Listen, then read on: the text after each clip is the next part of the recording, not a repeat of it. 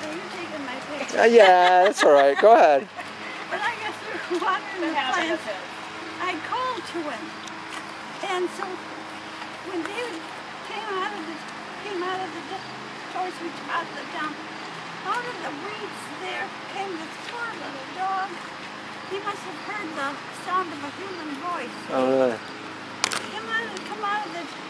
Crawled out of the shrubs. And so we picked him up and we carried him home. Because we walked over there. So we carried her home. And she was filthy, dirty. We put her in the bathtub and tried to clean her up, and she drank a little water out of the bathtub. We offered her food she wouldn't eat. And she still wouldn't eat the next day, and so I said to Ralph, I said, there's something wrong. So we took her up to Dr. Howe, you know, an old area.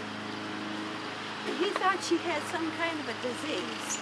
So he gave us some medicine, and it didn't work. So we took her back up again, and he x-rayed her, and he said, oh, geez, he said, her jaws are fused shut. Fused, you know, the bones. Okay.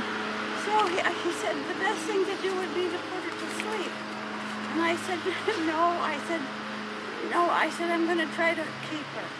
So we brought her back home, and I took the dry dog food and I crushed it into crumbs, you know, with a rolling pin.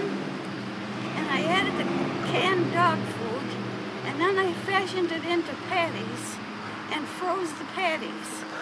And then so every day she had 2 or 3 of those patties, and I would take them out and slice them into real thin strips. And she had a space there between, she had a couple of teeth missing, and I could get those slivers of food in there. Oh, wow. Through there. She lived to be 13 years old. Really? And Dr. Howe never forgot it.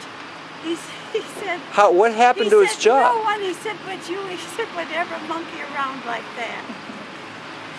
Someone caused it? Huh? Like they thought someone did it to the dog? I don't know. I think, you know, she was a purebred Scottish Terrier. Purebred. And right down the street they had the High Bank kennels. And they raised them and bred them. And I think, and they used to have over to the city dump a big cement thing that they gassed the dogs. Oh, okay. And so I think that he brought her up there and put her in there and hitched it up to the exhaust, you know, on your car. That's how they used to do it. And he thought she was dead, and he took her out and he threw her in the weeds, and she came to. Wow. And that's how we got her. And she lived for 13 more years. Yeah. Wow. I bet you Dr. Howe would still remember that. I bet too. I bet he would, no matter how long ago that was. I bet he would. Wow. Yeah.